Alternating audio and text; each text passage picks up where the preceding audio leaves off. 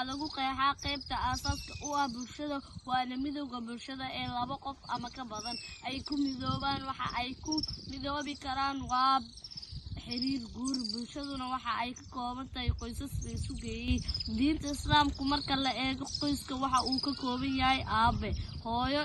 iyo caruurtooda iyo qaraabadooda sidaa oo kale islaamku waxa uu u arkaa in qoysku yahay aasaaska bulshada قال تعالى الله جعل لكم من أنفسكم أزواجا وجعل لكم من أزواجكم بنين وحفدة ورزقكم من الطيبات أفبالباطل يؤمنون وبنعمة الله هم يكفرون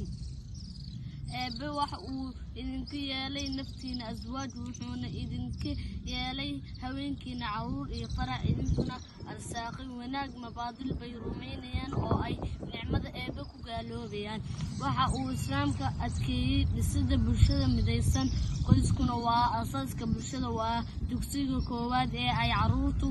helaan barbaarinta wanaagsan si ay mustaqbalka u noqdaan kuwo wax u tara diintooda dalkooda iyo dadkoodaba bulshadu waxa ay ka kooban tahay qoysas isu tagay bulshada muslimka ah waxa ay samaysataa qoysas ballaaran oo si nabad ah kuwada nool oo iskaalmeeya bulshada muslimka aad ay u ixtiraamaan waalidiintooda iyaga oo fulinaya amarkii Allah ee ahaa قال تعالى وقضى ربك ألا تعبدوا إلا إياه وبالوالدين إحسانا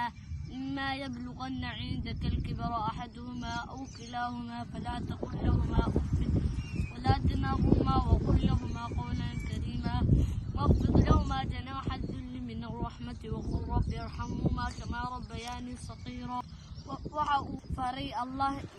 inaydan caabudin isaga mooyee iyo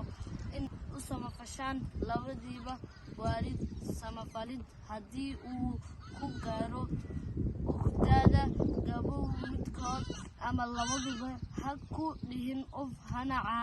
canaanan ee hadal fiican una raaci garab naxariiseed dheh rabbiyow ugu naxariiso sida ay ii koriyeen aniga